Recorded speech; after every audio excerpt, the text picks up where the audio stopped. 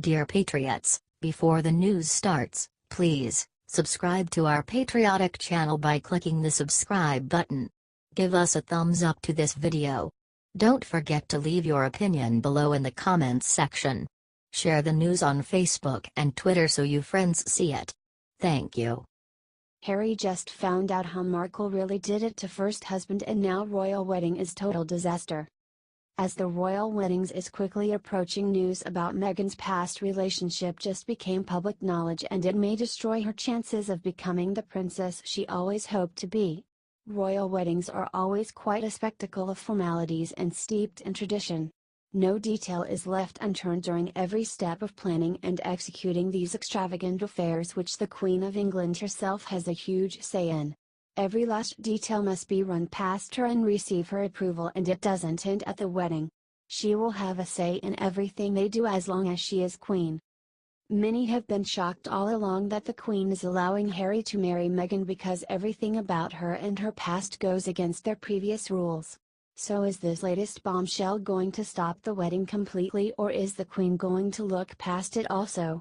Is Meghan really that malicious person everyone has been warning Harry about all along? According to Fox News, Meghan Markle ended her 2-year marriage to Hollywood producer Trevor Engelson totally out of the blue, and the then husband felt that he was a piece of something stuck to the bottom of her shoe, a new book written by Princess Diana's biographer claimed. The details about Markle, who is set to marry Prince Harry on May 19, will be released in Meghan, a Hollywood Princess by Andrew Morton. In an excerpt published by the Sunday Times, Morton writes Markle and Engelson met at a dive bar in West Hollywood, California. Markle was attempting to get her acting career moving by going to auditions, nabbing a part as a suitcase model in Deal or No Deal, and taking a side job as a hostess in Beverly Hills for extra money. By 2011, Markle had landed her Suits role and was engaged to Engelson. Meg was on her way up. Tom Jr., Markle's half-brother, was quoted saying in the book. The show, however, filmed in New York and then in Canada. The couple was determined to make it work, even if it meant seeing each other every 2 or 3 weeks, according to the book. The couple married in Jamaica. It was such a moving wedding, a bridesmaid said, according to the excerpt. I started crying the moment I saw her in her dress. But the couple began to fall apart shortly after, according to Morton. Markle's career was taking off while Engelson's was treading water. Markle announced their 2-year marriage was over the summer of 2013, which shocked friends and was totally out of the blue for Engelson, the book claims. The couple was officially divorced a year later. Trevor went from cherishing Meghan to, as one friend observed, feeling like he was a piece of something stuck to the bottom of her shoe. Morton writes. A wealthy entrepreneur friend claimed the marriage ended so abruptly that Meghan sent her wedding and engagement rings back to Trevor by registered post. Morton's tell-all book, to be released on April 17, also describes how Markle was affected by her parents' divorce and her life in school. Markle and Harry will tie the knot at St. George's Chapel in Windsor Castle. Kensington Palace announced last week the wedding invitations have been sent out to some 600 guests. Other details, including the florists, were also released ahead of the royal wedding. Recently, it was announced that Prince Harry and Meghan will not be signing a prenuptial agreement, but he might be changing his mind after he learns about this news. Do you think the Queen will make him sign a prenup now? That is if the royal wedding hasn't been cancelled.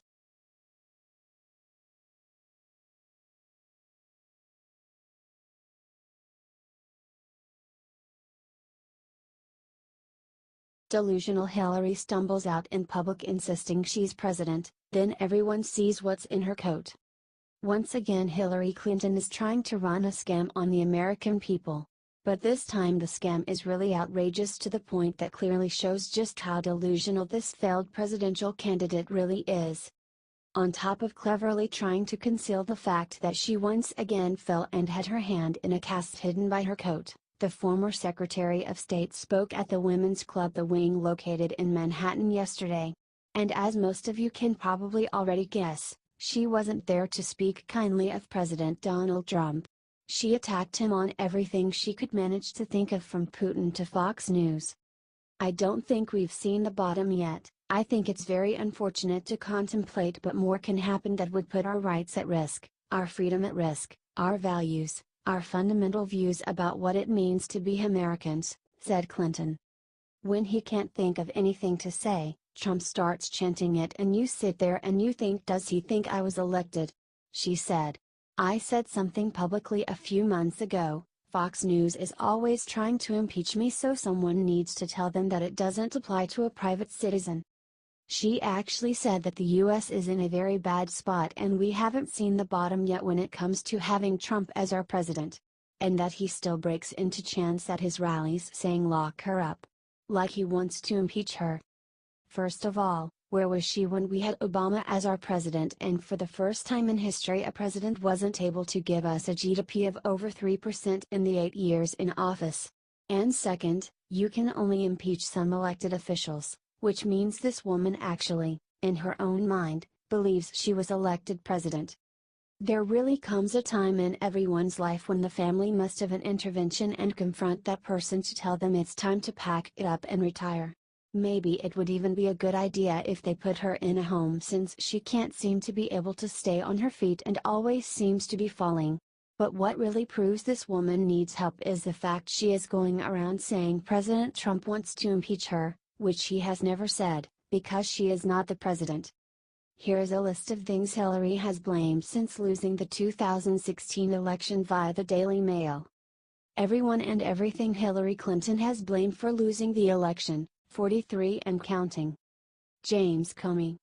Clinton is furious that Comey, then the FBI director, publicly revealed the reopening of the secret email server investigation just before Election Day, and has said so time after time after time. The FBI. Comey's entire organization does not escape her wrath. The FBI wasn't the Federal Bureau of Ifs or Innuendos. Its job was to find out the facts, she writes, and what happened. Vladimir Putin. There's no doubt in my mind that Putin wanted me to lose and wanted Trump to win, she told USA Today in September last year while promoting what happened. It was hardly a new theme. As early as December, the New York Times obtained audio in which she told her donors, Putin publicly blamed me for the outpouring of outrage by his own people, and that is the direct line between what he said back then and what he did in this election. The Russians. Putin's entire apparatus gets a name check. In May, she told the Kodakin Convention how 1,000 Russian agents had filled Facebook with fake news. She told NPR my path toward November was being disrupted with Russians. WikiLeaks. The transparency website is consistently ranked along with Comey by Clinton at the top of her blame list. She told NPR, unfortunately the Comey letter, aided to great measure by the Russian WikiLeaks, raised all those doubts again. And she writes of its founder Julian Assange and what happened. In my view, Assange is a hypocrite who deserves to be held accountable for his actions. Low information voters.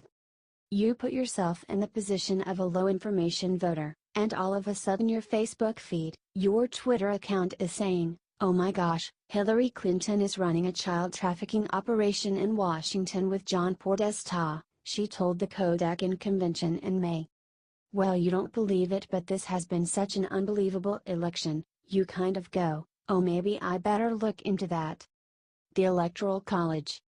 We have an Electoral College problem. It's an anachronism, she told Vox. Anti-American forces.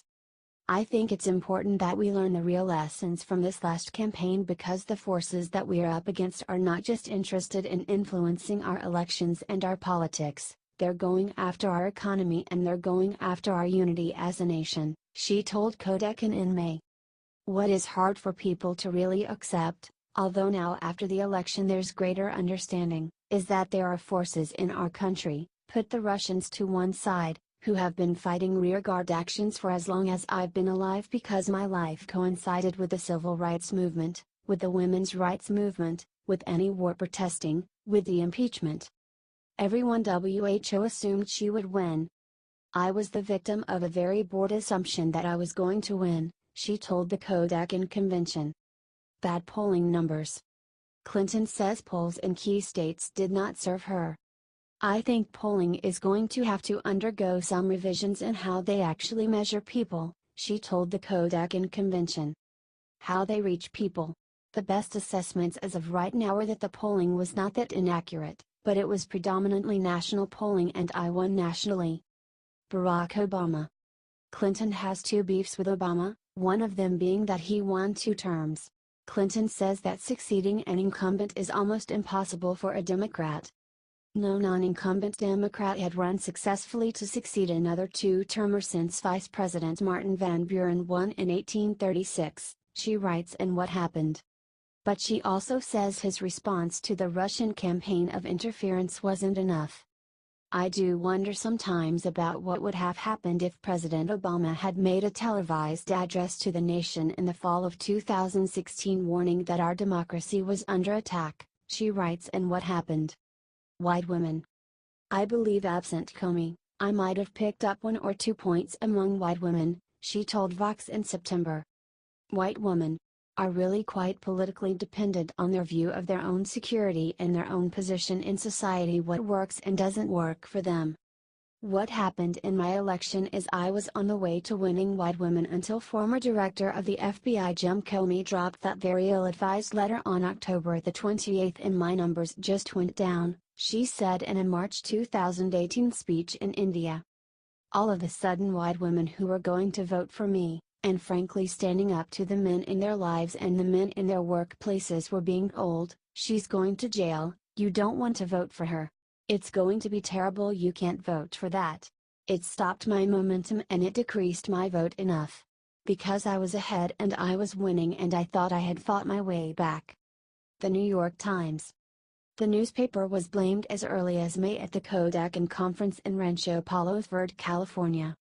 She singled out its managing editor Dean Baquet, the paper's most senior editor, and said of coverage of her email issue under his direction, they covered it like it was Pearl Harbor.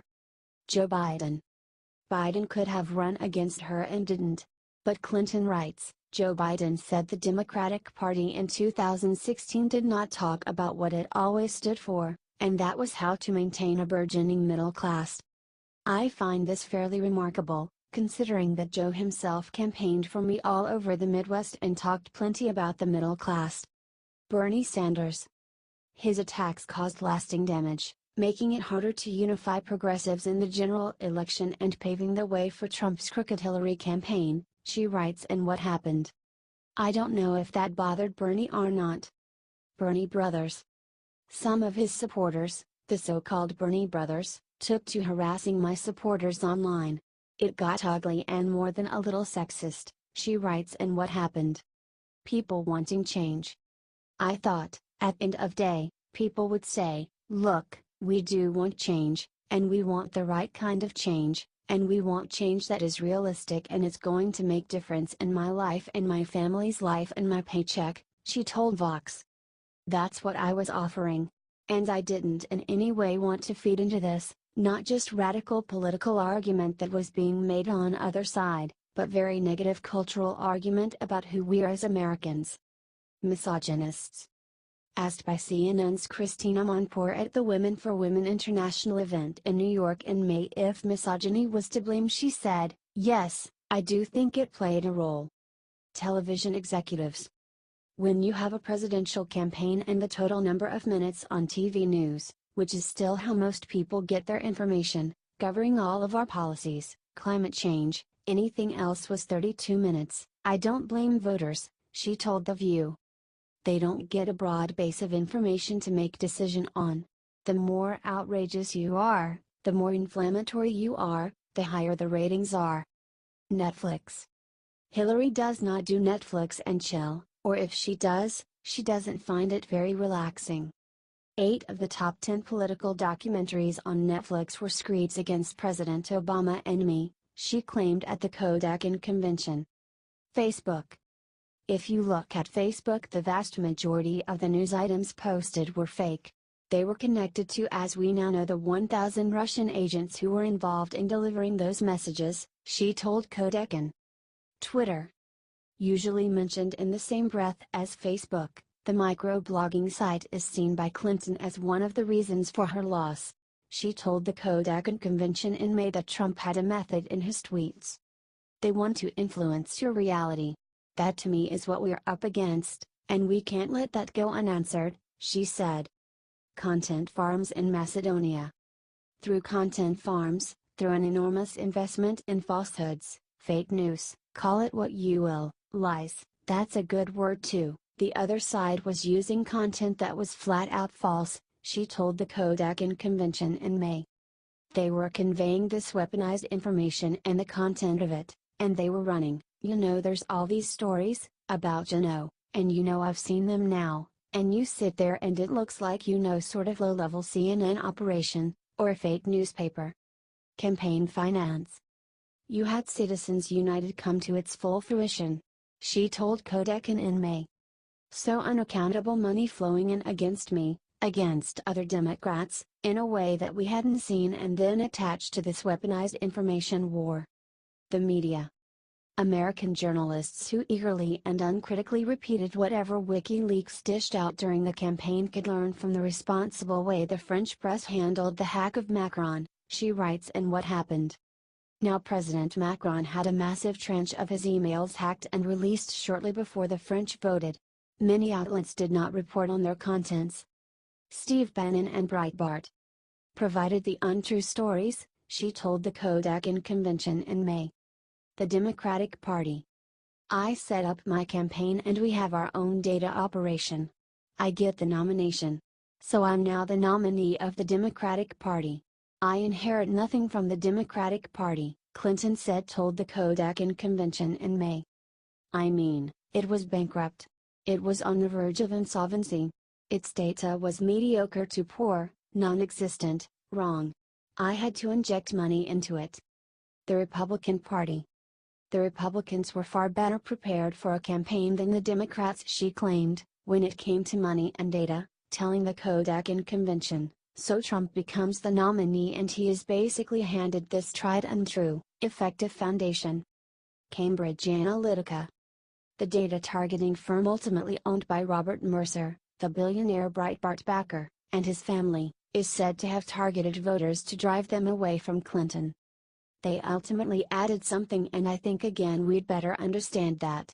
The Mercers did not invest all that money for their own amusement, she told the Kodak convention. Women protesters. The massive demonstrations in Washington and other cities in the wake of the election were organized as an immediate response to Clinton's shock defeat. But that did not stop Clinton from writing in What Happened, I couldn't help but ask where those feelings of solidarity, outrage and passion had been during the election. Matt Lauer.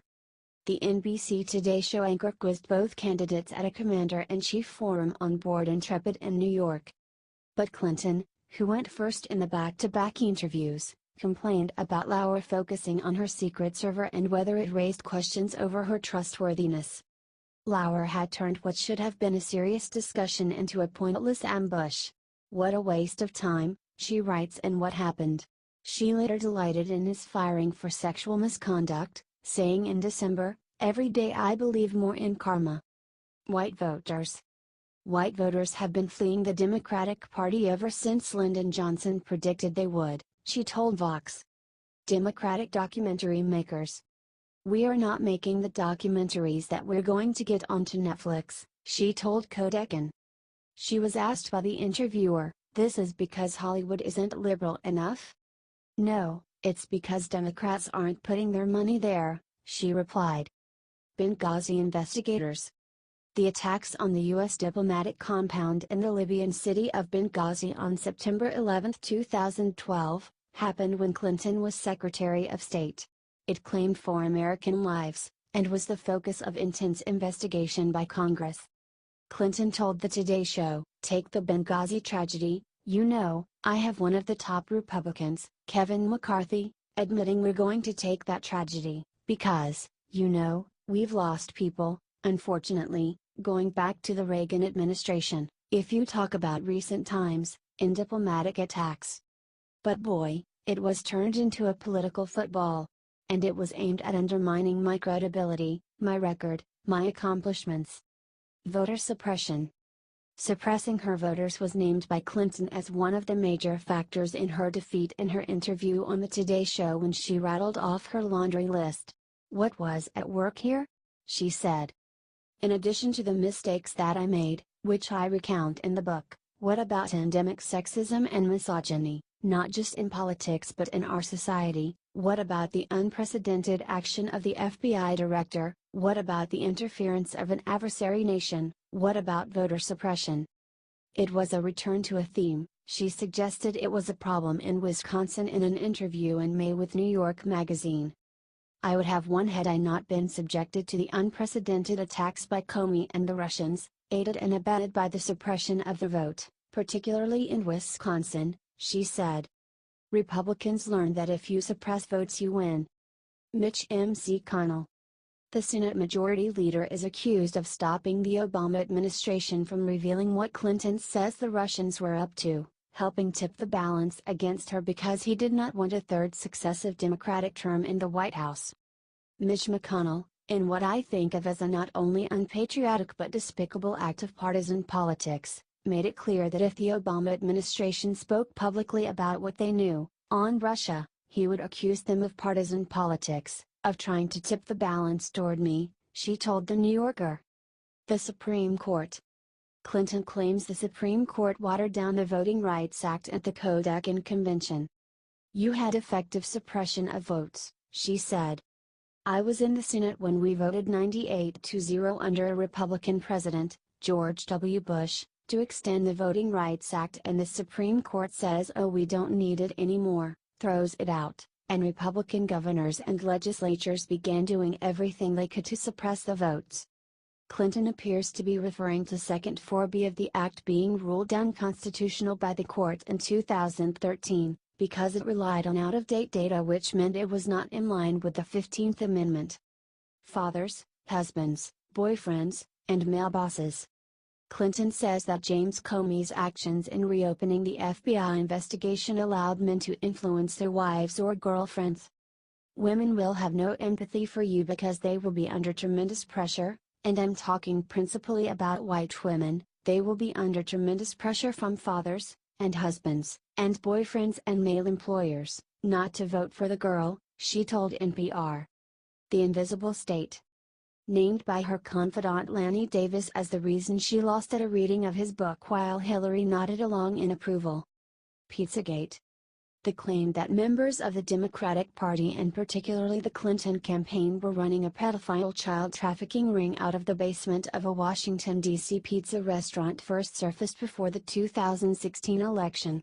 She told an address to a women-only club in New York in April 2018, "It spread like wildfire. You look in that and think, that's ridiculous. But you have no idea how many people will believe things that are presented as news." HTHannity.com